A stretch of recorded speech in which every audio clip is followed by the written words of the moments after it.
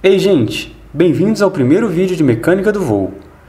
Eu sou o Dimas e esses vídeos estão sendo preparados para o ensino remoto emergencial da disciplina do curso de Engenharia Aeroespacial da UFMG. Nesse vídeo vou falar sobre a cinemática rotacional dos ângulos de Euler, que é a relação entre a derivada desses ângulos e a velocidade angular. Isso é importante porque, ao contrário do que pode parecer, essas grandezas são diferentes. Apesar disso, elas são equivalentes na maioria das condições, porque é sempre possível encontrar a velocidade angular correspondente às derivadas dos ângulos de Euler. Já o caminho inverso só não é possível em uma condição de singularidade, que tem consequências práticas para várias aplicações. Essa singularidade muitas vezes nos leva a adotar representações de atitude alternativas aos ângulos de Euler, como os quaternions ou matrizes de rotação. Por isso é importante a gente entender quando e por que ela acontece. Para a gente encontrar essa relação, então, vamos relembrar a definição dos ângulos de Euler. Como que funciona esse formalismo? A gente vai usar a sequência 3-2-1, também conhecida como ZYX, que é a mais usada em aeronáutica. E apesar desses ângulos poderem representar a rotação entre qualquer par de sistema de coordenadas, a gente vai considerar aqui a rotação entre os eixos da Terra, indicados pela letra E, e os eixos do corpo, indicados pela letra B. A gente começa então do nosso sistema de coordenadas inicial, os eixos da Terra, e faz uma rotação simples de um ângulo ψ em torno do eixo Z, que é chamada de guinada, ou ió em inglês, e nos leva a um sistema de coordenadas intermediário que eu vou chamar de I1. O próximo passo é fazer uma rotação de um ângulo θ em torno do eixo Y desse sistema I1, que é chamada de arfagem, ou pitch, em inglês, e nos leva a um outro sistema de coordenadas intermediário, que eu vou chamar de I2. A última rotação é em torno do eixo X de I2, de um ângulo φ, que é chamado de rolamento ou roll, e nos leva ao sistema de coordenadas final, que são os eixos do corpo. Essa sequência é chamada de ZYX porque a primeira rotação é em torno de Z, a segunda em torno de Y e a terceira em torno de X. Essa é a definição formal, mas vamos tentar interpretar o que significa cada ângulo.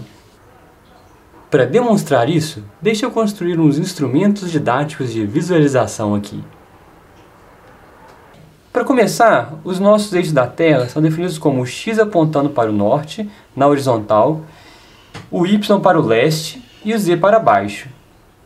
Já os nossos eixos do corpo estão fixos na aeronave, com o X no plano de simetria, apontando para frente, ao longo da fuselagem, o Y apontando para a asa direita e o Z para baixo, também no plano de simetria. A primeira rotação, a guinada, em torno do eixo Z, vai dar a proa da nossa aeronave, que é a direção cardial para onde o nariz da nossa aeronave aponta. Vamos visualizar o avião de lado agora, olhando da asa direita. A próxima rotação, em torno do eixo Y, é a arfagem, e vai dar o ângulo que o eixo longitudinal da aeronave faz em relação à horizontal. Se a gente olhar o avião de frente agora, dá para visualizar o rolamento. Ele é o ângulo que a asa direita faz em relação à horizontal. Então beleza, já deu para entender o que significa cada ângulo. Mas qual a relação entre a derivada de cada um e a velocidade angular? Para encontrar isso, a gente usa o fato que a velocidade angular é uma grandeza vetorial. Vamos fazer um análogo com o vetor de deslocamento. Considere que eu tenho três pontos, A, B e C. O vetor de deslocamento de C em relação a A é dado pela soma do deslocamento de B em relação a A com o deslocamento de C em relação a B. Ou seja, eu posso dividir o meu vetor em dois, desde que o final do primeiro seja o início do segundo. A mesma coisa vale para o vetor velocidade angular. A velocidade angular de um referencial C em relação ao A é dada pela soma da velocidade angular de um referencial B em relação ao A com a do C em relação ao B. A gente pode aplicar essa lógica para a sequência de eixos definida pelos ângulos de Euler. A velocidade angular do corpo em relação à Terra é dada pela soma da velocidade angular de I1 em relação à Terra com a velocidade angular de I2 em relação a I1 com a do corpo em relação a I2. Tá, e como calcular cada uma dessas velocidades angulares? As rotações de guinada, arfagem e rolamento são todas simples, em torno de um único eixo, que é o que dá a direção do vetor velocidade angular. A magnitude do vetor, por sua vez, é a derivada do ângulo. Usando essas relações, a gente tem que a velocidade angular do corpo em relação à Terra é dada por kepsi ponto mais j1 θ ponto mais i2 φ ponto. Ufa! Mas espera aí, essa expressão é abstrata na representação vetorial. Para fazer simulação e análise, a gente precisa de representar esse vetor em um sistema de coordenadas. Como que a gente faz isso? Eu vou mostrar aqui a representação dos eixos do corpo, que é a abordagem mais comum em mecânica do voo. Nossa notação da representação em um sistema de coordenadas é colocar o vetor entre chaves com o sistema indicado com um subscrito.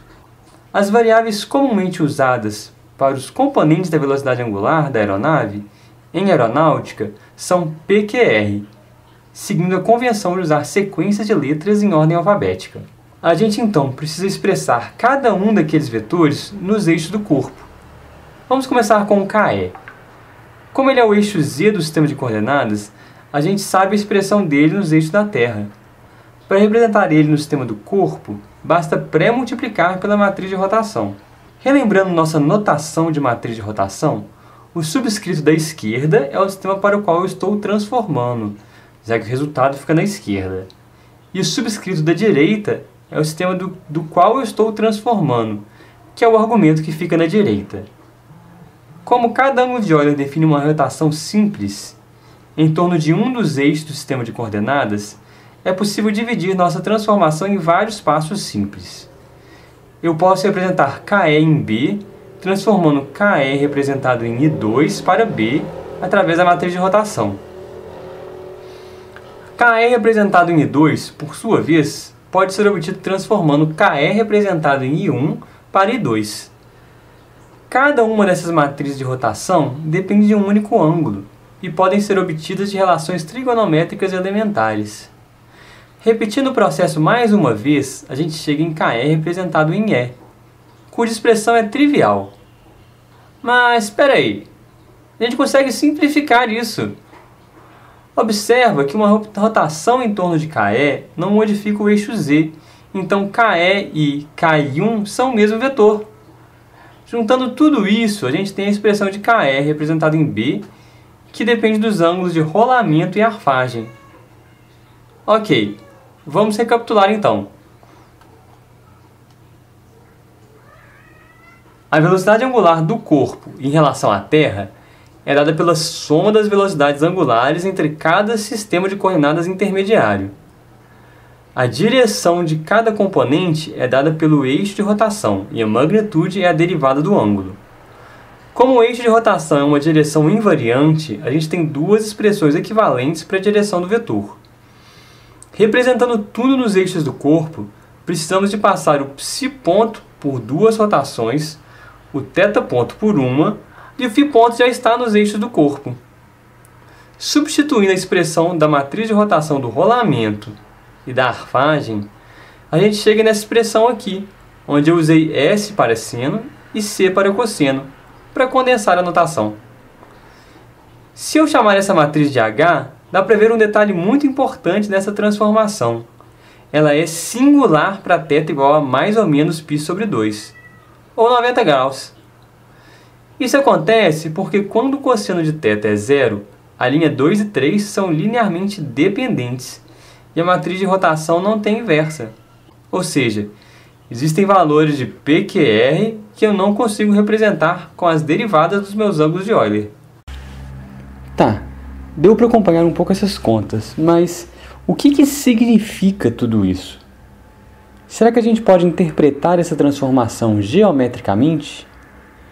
E o que faz a matriz H ficar singular? Para responder essas questões, vamos abordar dois casos simples bidimensionais que dá para a gente representar no papel mesmo. Para começar, considere a atitude dada por guinada nula, arfagem 45 graus e rolamento nulo. Para essa condição, o eixo Y de todos os sistemas coincide, então podemos restringir nossa análise ao plano XZ, que é onde acontece o que estamos interessados. O vetor ômega pode ser representado como uma combinação dos eixos do corpo, ponderados por P e R, ou então pela soma de KE e IB, ponderados por psi ponto e φ ponto. Isso já mostra a origem do problema. A base dos eixos do corpo é ortogonal, enquanto a base associada às derivadas dos ângulos de Euler é não ortogonal. E mais do que isso, se θ for 90 graus, ela deixa de ser uma base, porque IB e KE estão alinhados. Nesse caso, é impossível representar ômega como combinação de KE e IB. Essa é a representação geométrica do problema. Beleza. Agora, uma questão que muitos devem estar pensando é: por que tanto estresse por causa de 2 pontos só? O problema é que, antes de ficar singular, a representação fica mal condicionada. Considere esse exemplo aqui, onde a gente tem θ próximo de 90 graus. Mesmo se a gente tiver um ômega com norma bem pequena, ele pode estar associado a valores altos de φ ponto e psi ponto, já que KE e IB são quase colineares. Isso se traduz em uma matriz H mal condicionada, o que traz problemas para simulação e análise. Mas professor, eu não vou precisar de nada disso depois que eu formar. O que a gente viu aqui é que se seu avião fizer loop ou mergulhar na vertical, é bom não usar ângulos de Euler, porque senão vai dar pau. Nossa, mas tanto trabalho para tão poucos resultados. Bem, o que vimos aqui serve também para outros ângulos 3, 2, 1, como por exemplo as derivadas dos ângulos de rumo, trajetória e rolamento nos eixos do vento. Ah, sei como evitar a singularidade, é só usar outra sequência, como a 313, que era a que o próprio Euler usava. Olha, a singularidade vai mudar de lugar, mas ainda vai existir. O que a gente fez aqui serve para encontrar essa condição e também é cinemática para qualquer outra sequência.